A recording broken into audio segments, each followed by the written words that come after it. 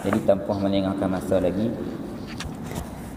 kitab yang bakal dimuzakarah pada malam ini untuk kuliah kita 11 kali ini, iaitu kitabnya Tamrinus Subyan fi Bayani Arkanil Islam wal Iman.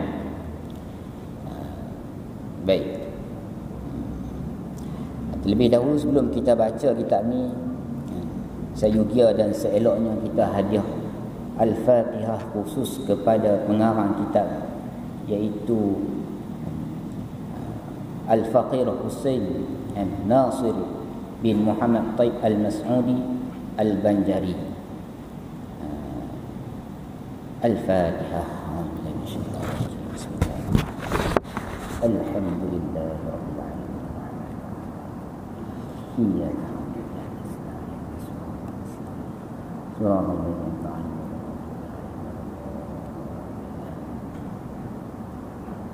tujuan kita hadiahkan Fatihah tu kerana mengenang jasa ulama.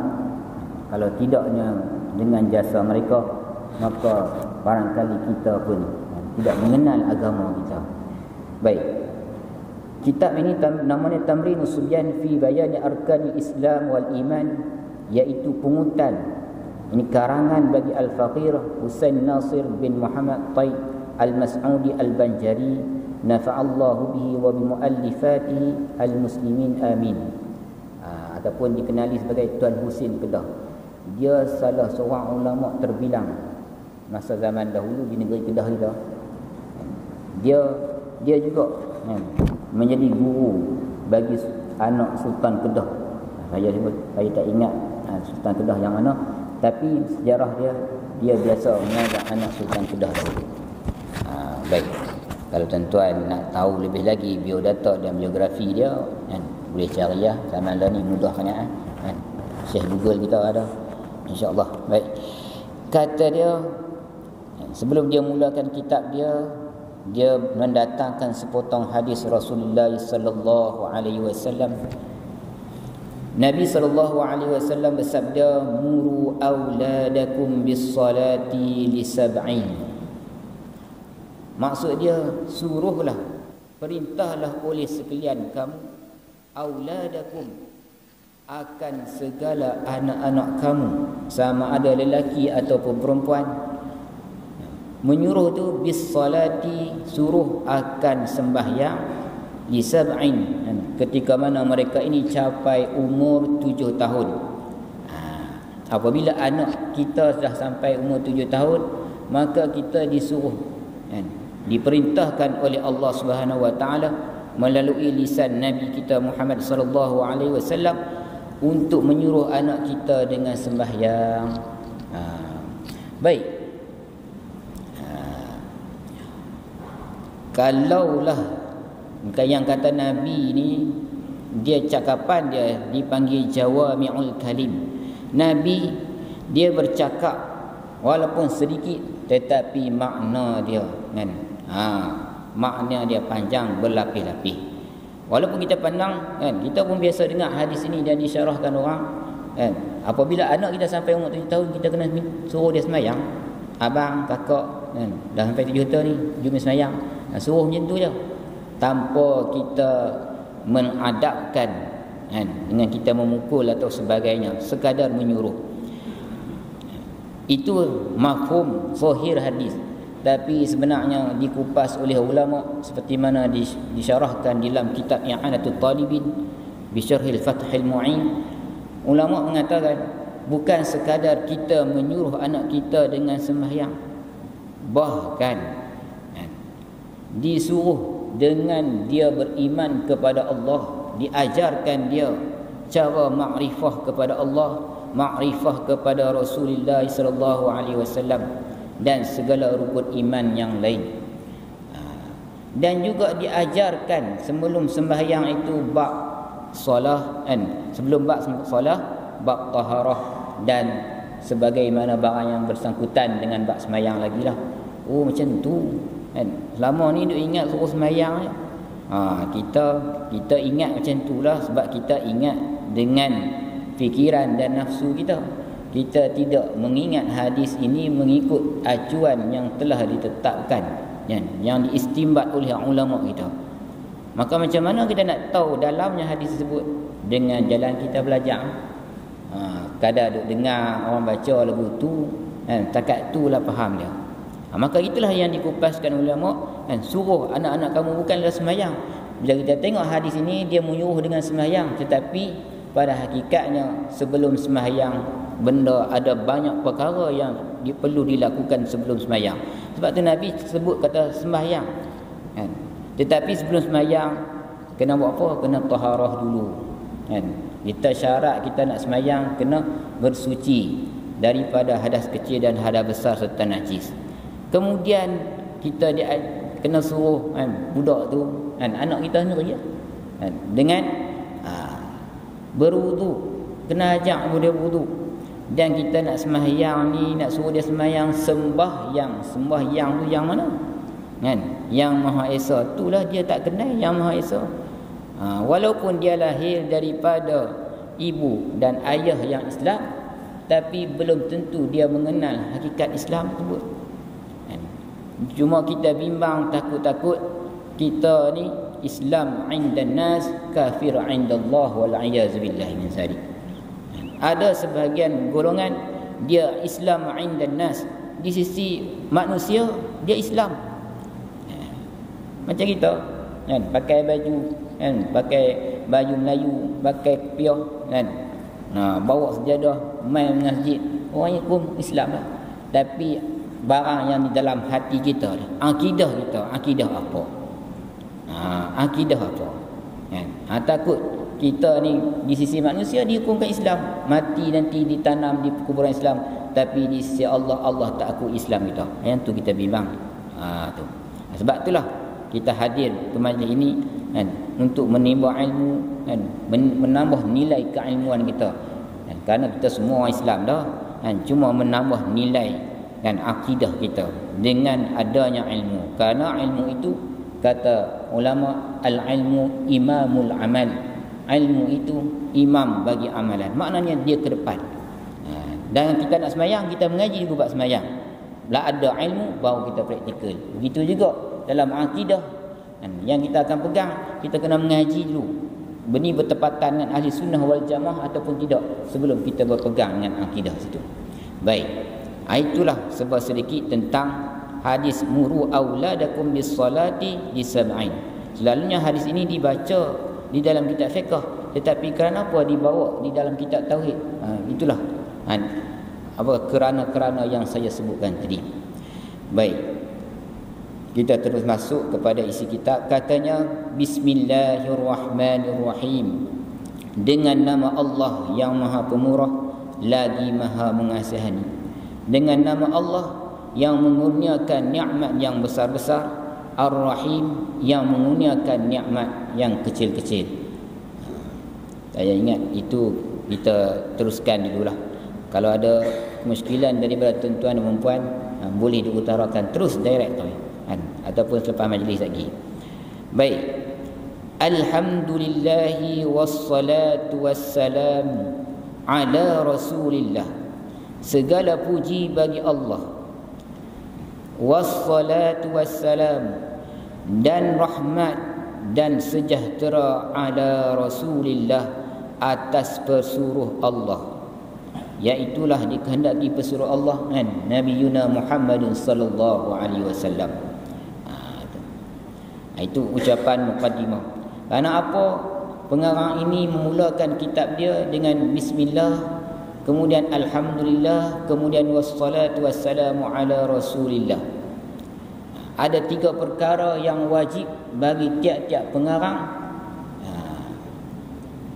Yang mengarang mana-mana kitab, mesti dia mulakan dengan 3 ni. Dipanggil wajib di sisi pengarang lah. Kalau tak baca pun tak berdosa. Bukan wajib sisi syarak. Di sisi syarak sunat, tetapi di sisi orang panggil tata cara ataupun SOP mengarang kitab, dia dipanggil perkara yang wajib. Pertama kena ada bismillah. Itulah cara tata cara ulama dahulu. Mana-mana kitab mereka dimulai dengan bismillah. kerana menjunjung mafhum hadis Rasulullah sallallahu alaihi wasallam. Kerana Nabi kata pada satu hadis, kullu amrin zibalin la yubda'u fihi bi bismillahirrahmanirrahim fahuwa aqta' wa fi riwayatin fahuwa abtar wa fi riwayatin fahuwa ajzam. Tiap-tiap pekerjaan yang dianggap penting di sisi syarak, yang dimaksudkan oleh syarak, kalau tidak dimulakan pada pekerjaan tersebut dengan bismillahirrahmanirrahim, maka pekerjaan itu kurang barakah. Saya terus ambil mafhum dia terus. Hadis itu tak perlu hurai panjang. Baik. Sekalipun kata ulama pekerjaan kita tu sempurna, kita mengarang tanpa kita mulakan dengan bismillah, maka hasil karangan kita. Tetapi kata ulama kurang. Ini kurang dari segi barakah. Tidak ada barakah dia. Yang kedua, kerana dia beramal dengan Al-Quran. Kerana Al-Quran dimulakan dengan bismillah. Kita tengok dalam surah Fatihah, semua surah Al-Quran semuanya ada bismillah, melainkan surah Al-Bara'ah saja yang tidak ada bismillah. Kemudian selepas itu kata musannif, alhamdulillah, segala puji bagi Allah, dimulakan dengan pujian kepada Allah. Ini pun sabit dengan hadis juga, iaitu Nabi kata, kullu amrin zibalin la yubda'u fihi bilhamdalillah fahuwa aqta' fahuwa abtar fahuwa ajzam. Seperti mana riwayat yang pertama, cuma ditukarkan lafaz bismillah dengan lafaz alhamdulillah. Sebab itulah ulama memulakan kitab mereka dengan alhamdulillah. Dan yang ketiga, wassalatu wassalam, ini ucapan salawat dan salam ke atas junjungan Rasulullah, kerana dialah orang panggil sahibul wasilah, tuan yang mempunyai wasilah untuk kita sampai kepada Allah Subhanahu wa taala. Tanpa Rasulullah maka kita tidak akan sampai kepada Allah Subhanahu wa taala, kerana Rasulullah lah, dialah menjadi bab, menjadi pintu bagi kita sampai kepada redha Allah Subhanahu wa taala.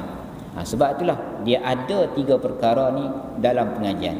Sebab tu jangan diheran, kerana apa pengajian tradisional ataupun sekarang ni dipanggil umumi secara umum di masjid atau sebagainya, dia barakah kerana dia ada benda-benda macam ni. Tambahan pula, apabila orang mengajar, selalu dia sebut katalah pengarang rahimahullahu taala wa nafa'ana bi ulumihi. Itu semua ucapan-ucapan doa, tiap-tiap kali disebut benda tu, itu doa. Sebab tu kata ulama dulu penuh majlis dia dengan barakah. Tu hebatnya ulama tu. Dia bezalah bezalah dengan sistem pengajian moden, dia lain. Sebab tu kalau tuan-tuan tengok dia lain dia mengaji sikit walaupun tidaklah kalau mengaji madrasah ni dia tak ada lah sampai PhD ke semua, tetapi dia barakah dia balik kampung tu dia ada guna dia tak jadi hawak dalam kampung lagi dia tak jadi duduk ikut sel dah, dia ada barakah dia kalau balik kampung dia boleh jaga sembahyang Jumaat. Payah cari orang dah kita tengok ada seorang pelajar, dia mengaji tak lama, setahun je, tapi berkat guru dia boleh jaga sembahyang Jumaat. Nak cari mana nak cari mana orang jaga sembahyang Jumaat ni dapat naungan arasy Allah Subhanahu wa taala, yauma la zilla illa zilluhu, di mana hari yang tidak ada teduhan ketika itu melainkan teduhan Allah Subhanahu wa taala, bayangan arasy Allah. Bukan senang. Tu. Kita nampak mudah, tapi sebab kita memandang bukan dengan pandangan nafsul mutmainnah, nafsu radiyah mardiyah, maka kita memandang benda itu satu yang biasa. Sebenarnya dia satu benda yang luar biasa. Baik. Ketahui olehmu, kata pengarang rahimahullahu taala, ketahui olehmu bahwasanya rukun iman itu 6 perkara. Yang mana cepat-cepat nampak benda yang mudah, saya laju-laju. Pertamanya, wajib percaya kita dengan Allah. Kita nampak mudah rukun iman yang pertama ini sudah diajar di sekolah rendah budak tadi semua diajar mana ni, percaya kepada Allah. Tapi macam mana yang kata Allah, kita nak percaya pada sesuatu maka macam mana kita kena kenal benda tu. Percayalah bahawasanya penyakit virus COVID ni ada, kan? Pakat takut belaka, kan? Kena bawa pelapik lagi, topeng muka lagi, kena, kan? Ada tak? Nampak di mata tak? Kan? Nampak di mata virus tu, kan? Kita sentuh bila, kita dengar bila, tapi kita beriman dengan dia. Tak ada siapa tak beriman dengan virus ni, semua orang beriman, kan? Cuma tak masuk dalam rukun iman je lah, kan?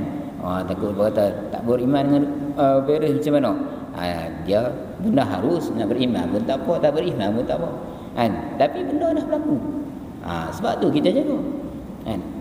Tu iman kita kepada virus. Sebab apa kita jaga sangat dia? Sebab kita kenal dia. Dengan Allah kita jaga ambil tawaduk. Kita jaga ambil tawaduk, kan? Apa nak jaga, kan? Kadang-kadang, kan, anak muda nak semayang, tak semayang sudah. Dia tak rasa takut apa, sebab dia tak kenal macam mana dia kena virus. Dengan virus ni, orang kafir, orang Islam semua pakat bimbang. Dengan Allah, kan, dia tak kenal macam tu. Maka sebab itulah kalau kita tengok, kerana apa Rasulullah ni ataupun sahabat yang lain dia sebut neraka ni, dia takut sungguhlah, kan? Kalau sebut syurga ni, kan, dia nak betul-betul, kan? Kita berbuih, kan, orang cerita syurga ni nikmat dia, kan, ma la ainun ra'at wala uzunun sami'at wala khatara ala qalbil bashar, menggambarkan keindahan syurga. Tapi tak ada masalah, kan? Nak boleh tak boleh, sudah hari lain pula kita cari. Syurga, neraka pun begitu juga. Kenapa kita tak sampai lagu tu, kan? Kerana kita belum kenal sekenal-kenalnya. Macam Nabi SAW, dia kenal Allah. Sebab tu dia kata, inni akhwafukum, aku ni terlebih di antara orang yang takut dengan Allah, aku ni yang terlebih takut, terlebih gerun dengan Allah. Sebab apa? Sebab dia orang yang betul-betul kenal Allah. Tu. Macam kita kenal ulang tudung selak, kan, dengan budak yang tak kenal, dia buat tak tahu lagu tu, kan? Dia ingat tadi getah apa kan main, kan?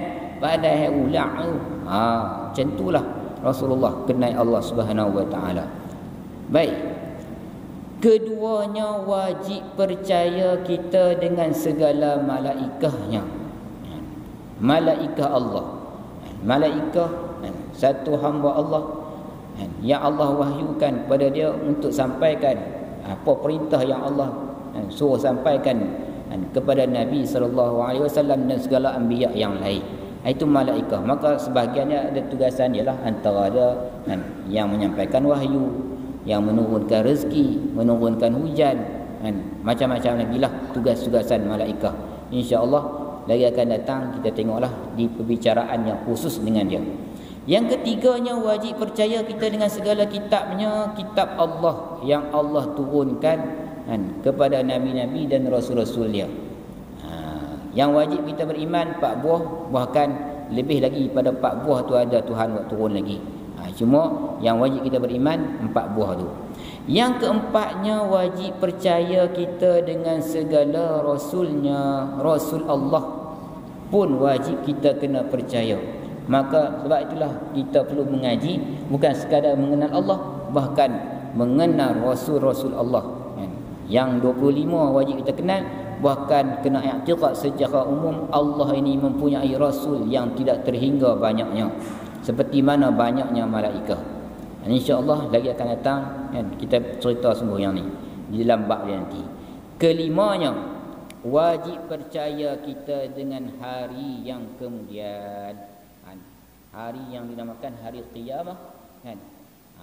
Tu. Hari yang kemudian daripada dia tidak ada hari dah. Hari yang temunya hari qiyamah, hari yang terakhir. Kerana lepas tu tidak ada, kan, pembilang hari dah selepas tu. Itu dipanggil hari yang kemudian. Keenamnya wajib percaya kita dengan untung baik dan jahat itu daripada Allah Ta'ala. Ini rukun iman yang keenam, wajib percaya, kan, simpul kemah di dalam hati ni, kan, dengan bahawasanya untung baik, kan, ini nasib baik itulah, nasib kita. Orang Melayu panggil nasib. Ada nasib buruk, ada nasib baik. Kan? Untung baik dan jahat itu kesemuanya daripada Allah Subhanahu Wa Taala. Untung baik, untung jahat semua daripada Allah. Tak apa kau kata jahat ni daripada Allah, tak apa. Ini akidah Ahli Sunnah wal Jamaah. Yang tak boleh nak kata jahat daripada Allah ni, itu akidah Mu'tazilah. Ahli Sunnah wal Jamaah kan, baik daripada Allah, yang jahat pun daripada Allah. Qul kullun min indillah, kata olehmu hai Muhammad, kullun sama ada minal khair aw syarr an minallah Subhanahu Wa Taala, daripada Allah Subhanahu Wa Taala. Cuma kenapa orang bila syarah, bila berceramah, yang baik itu datangnya daripada Allah, kan?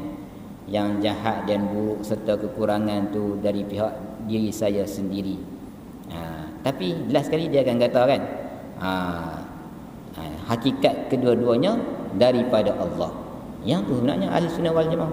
Tapi orang panggil kita ni beradab dengan Allah, kan? Beradab dengan Allah, kita tak kata jahat tu daripada Allah. Karena Allah sudah ajak adab kepada kita. Kalau kejahatan timbul daripada engkau, jangan engkau celah melainkan diri engkau sendiri. Kerosakan yang berlaku di muka ini, fabima kasabat aydihim, dengan sebab barang yang mereka usahakan. Itu sebab tu. Tapi hakikatnya yang mentakdir baik dan buruk ni semuanya daripada Allah, tak terlepas satu pun. Sebab tu dikatakan kesemuanya daripada Allah. Takdir Tuhan ni dia tak ada yang jahat. Tak ada yang jahat. Hatta yang menimpa bala, yang menimpa dunia sekarang ni. Kata Allah Subhanahu Wa Taala, "Qul lan yusibana illa ma kataballahu lana huwa maulana." Qul lan yusibana, kata Muhammad kepada engkau, lan yusibana. Ni Allah nak mengajak akidah kita. Lan yusibana, tidak mengenai akan kita, illa ma kataballahu lana, melainkan barang ada qada dan qadar yang kataballah, yang Allah telah tetap dah, kan? Kataballahu lana, Allah telah tetap lana bagi kita. Orang kalau mengaji tata bahasa Arab, kan, dia berbeza.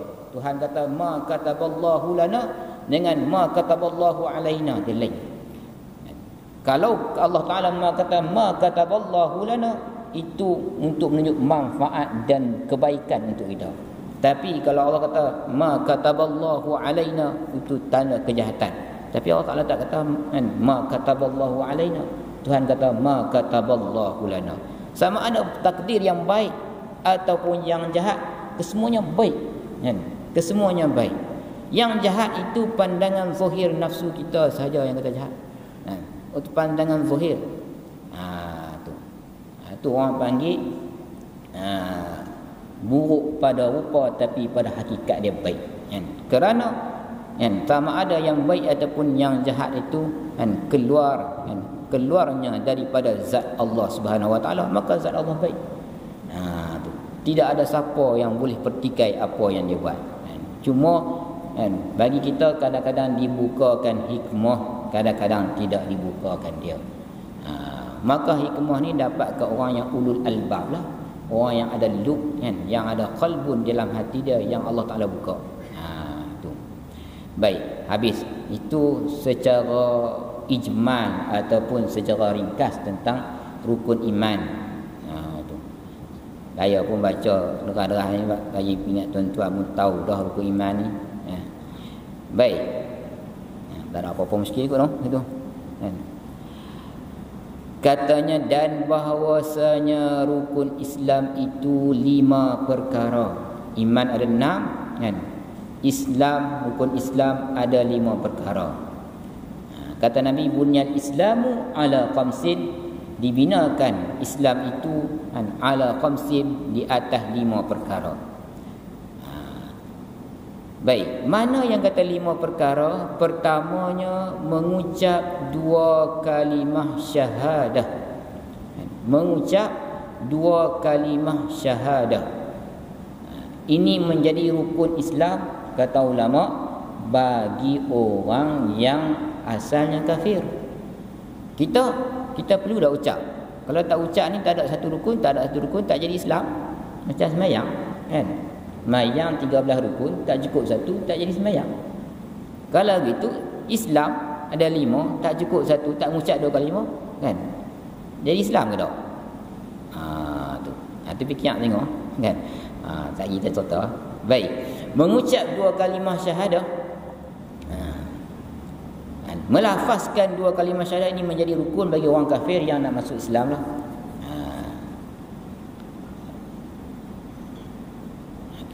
Kalimah syahadah maksudnya kalimah penyaksian bahawasanya kan Allah jualah Tuhan dan Nabi Muhammad itu pesuruh Allah. Nanti dia ada syarat yang khusus kan, tentang mengucap 2 kalimah syahadah. InsyaAllah kalau sampai di tempat dia kita cerita nanti. Baik, mengucap 2 kalimah syahadah. Cuma berkhilaf ulama, ada sebahagian ulama kalau mazhab Syafi'i tak wajib mengucapkan 2 kalimah syahadah melainkan dalam sembahyang sahaja. Adapun mazhab yang lain seperti mazhab Maliki wajib juga mengucap 2 kalimah syahadah, hatta orang Islam sekalipun wajib ucap sekali seumur hidup. Jadi tak tahu mana ada khilaf di antara imam mujtahid ini, maka nak keluar daripada khilaf tersebut maka kita ramai-ramai kena ucap. Kita ucap sekali kata ulama kan, asyhadu an la ilaha illallah wa asyhadu anna muhammadar rasulullah. Ucap juga sekali kerana melepaskan khilaf Imam Malik tadi. Imam Malik kata wajib ucap. Jadi kita ucap tu kata ulama niat kan melepaskan syahadah yang wajib di atas kita. Tapi mazhab Imam Syafi'i tak lah kan. Baik. Jadi macam mana nak keluar daripada khilaf? Al-khuruj minal khilaf mustahabun. Nak keluar dari khilaf ucap usah apa kan, seminit je sampai. Tu mengucap 2 kalimah syahadah. Keduanya mendiri akan sembahyang yang 5 waktu.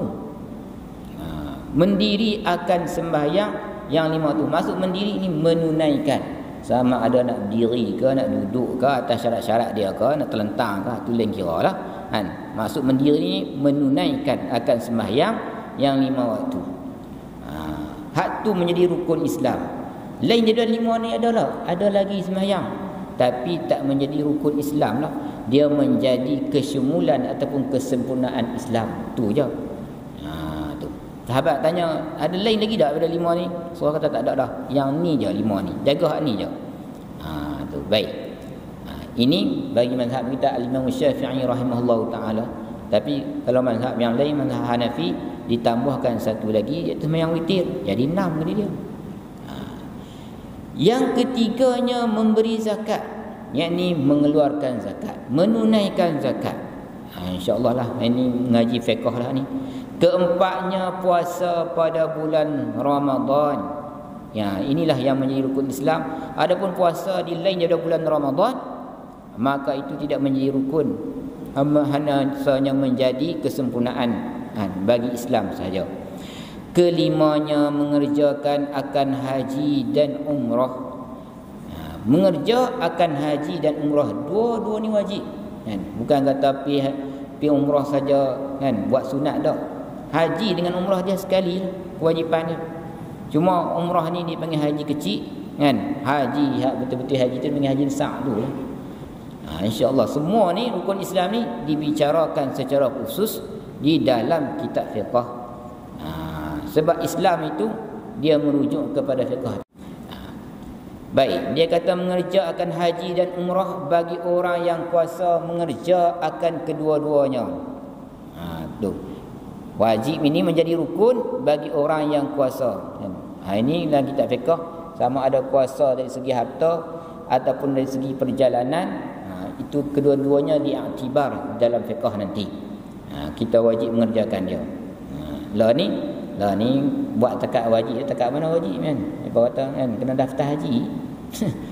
Daftar wajib-wajib kan. Baik.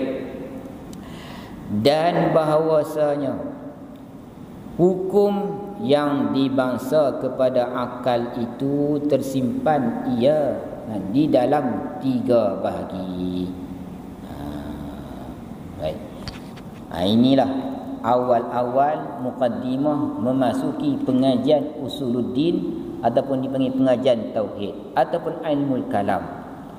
Sebelum ulama membicarakan tentang sifat-sifat Allah, yang mana dengan sifat Allah inilah bakal membawa kita kepada mengenal Allah, yang dipanggil oleh orang Arab ma'rifatullah.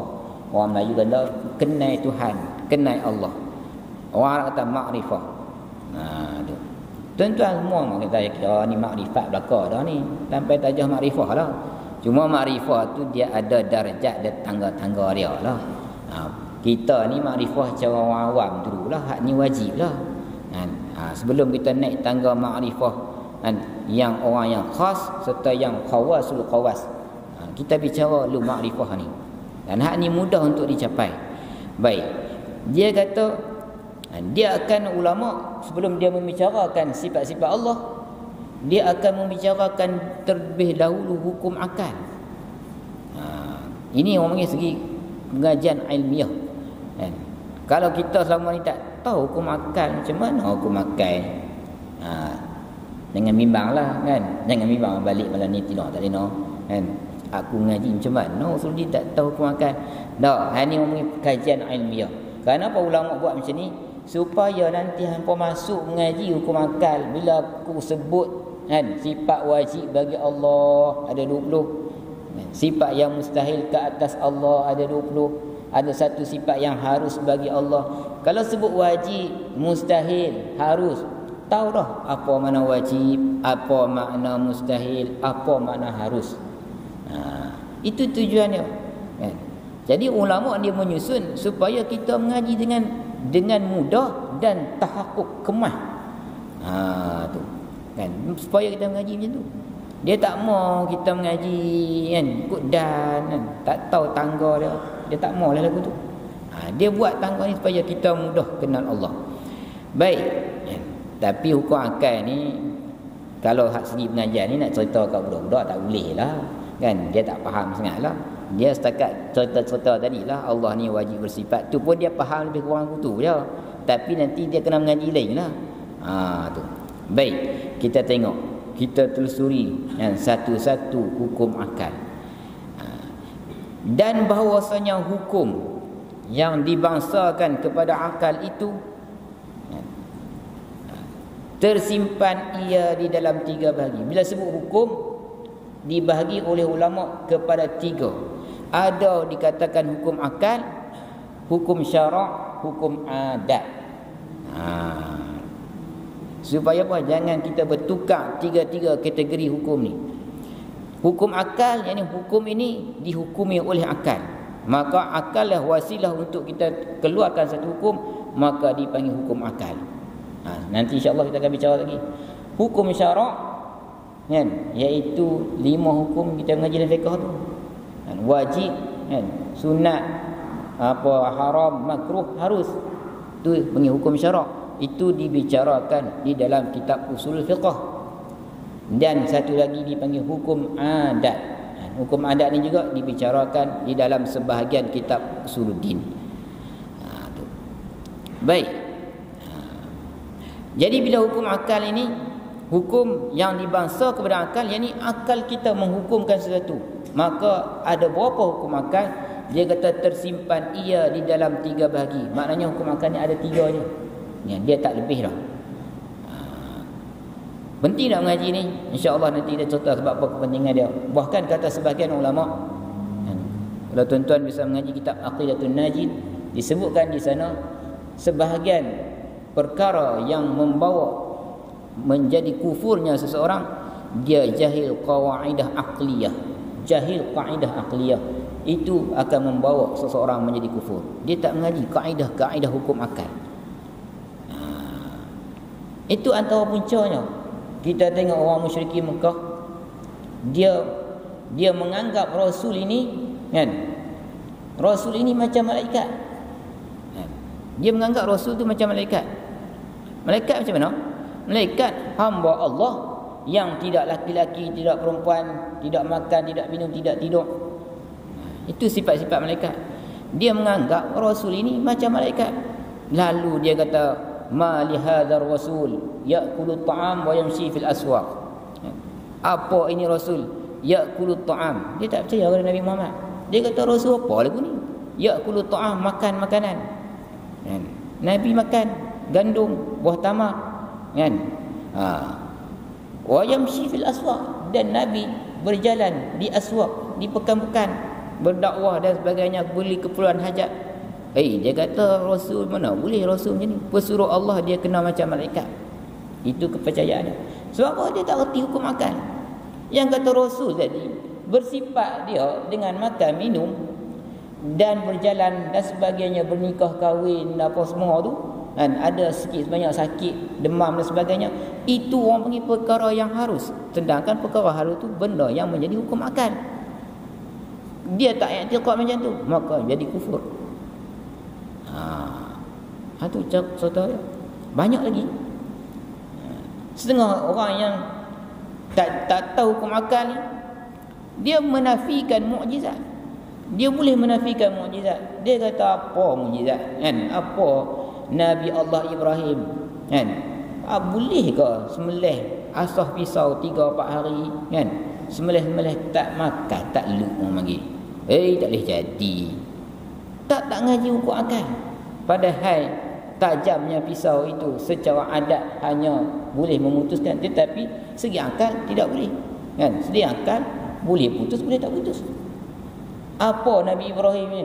Ada dia nak percaya? Kan? Tuhan lempak masuk dalam dalam api Namrud. Kan?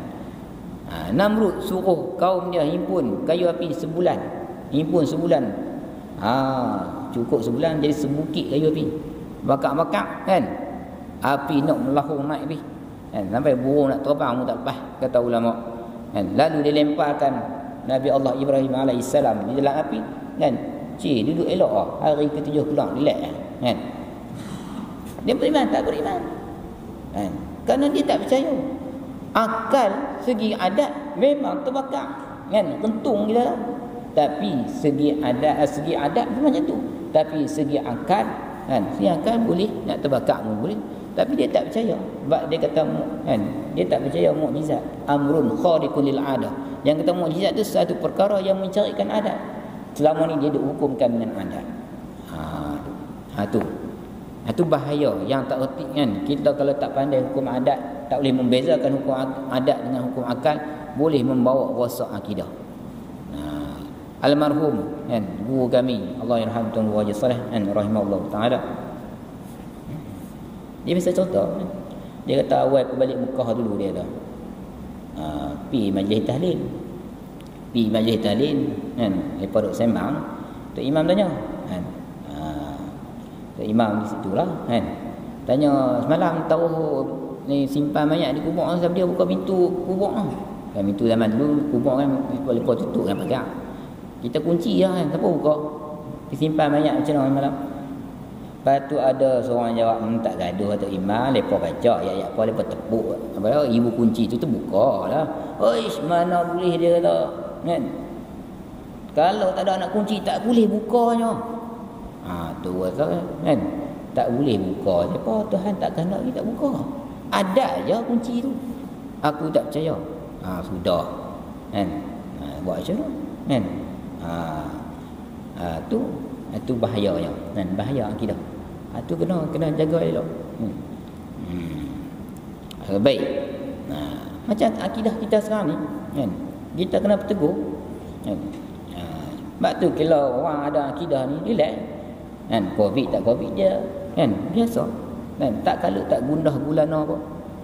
Kita, kan, kalau tak pakai apa, kalau tak pakai topeng ke ataupun apa ni dan sebagainya, kalau Tuhan nak kena, pasti kena, kan? Cuma kita ni kena berlaku di atas adat syarak suruh pakai, kan, mengikut ulama ijtihad dah, dan maka kita pakai.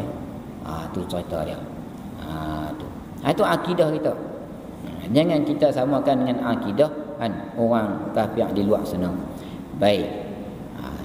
Kemudian dia kata, dan bahawasanya hukum yang dibangsa kepada akal itu tersimpan ia di dalam, kan, 3 bahagi. Ini pertamanya wajib, yang keduanya mustahil akal, ketiganya harus. Ini berhajat kepada perbahasan yang agak panjang sikitlah. Jadi belum dia tutup majlis kan. Jadi ada apa-apa muskilan juga tuan-tuan boleh utarakan. Kalau tak ada kita teruslah. Baik kan. Kalau tak ada tu kita sudahi majlis kita dengan wabillahi taufiq wal hidayah. Wassalamualaikum warahmatullahi wabarakatuh. Dengan tasbih kifarah dan surah al-asr. Subhanallah wa asyhadu an la ilaha illa anta astaghfiruka wa atubu ilaik. Subhanallah. Bismillahirrahmanirrahim. Wal 'asri innal insana illa allazina amanu bis-salihati wa tawassaw. Bismillahirrahmanirrahim. Allahumma anfa'na bima 'allamtana, rabbi 'allimna allazi yanfa'una. Rabbi faqina wa faqi ahlana wa qarabati lana fi ma'al qutri insa wa zakar rabbi wa faqina fi kulli ma tarda qawlan fa'in karama. وارزق حلالا دائما واقل اتقياء العلماء نصاب الخير فكل شر ربنا واصلح لنا كل شؤون واقر بالرضا منك العدول واقض عنا ربنا كل ديون قبل ان تاتنا رسل المنون واغفر استر انت اكرم من ستر وصلاه الله تغشى المصطفى من الى الحق دعانا والوفاء بكتاب في لناس الشفاء وعلى ال الكرم الشرفه وعلى صيام صابه الورى اللهم اهدنا بهداك واجعلنا ممن يسارع في رضاك ولا تولنا وليا سواك ولا تجعلنا ممن خالف امرك وعصاك وصلى الله على سيدنا محمد وعلى اله وصحبه الحمد لله رب العالمين.